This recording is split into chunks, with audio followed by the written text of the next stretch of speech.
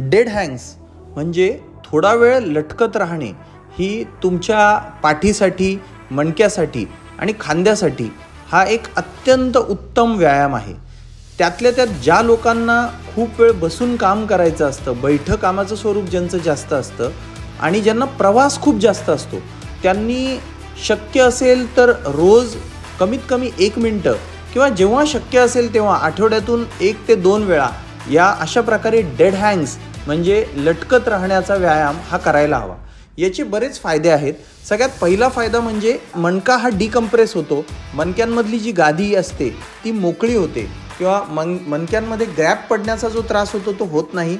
याशिवाय तुमच्या मणक्याच्या आजूबाजूच्या स्नायूही तुमच्या मजबूत होतात आणि फोरआर्म्स किंवा हाताची पुढचा भाग आणि खांदा हाही मजबूत होतो. म्हणून रोज हा व्यायाम करायला हवा.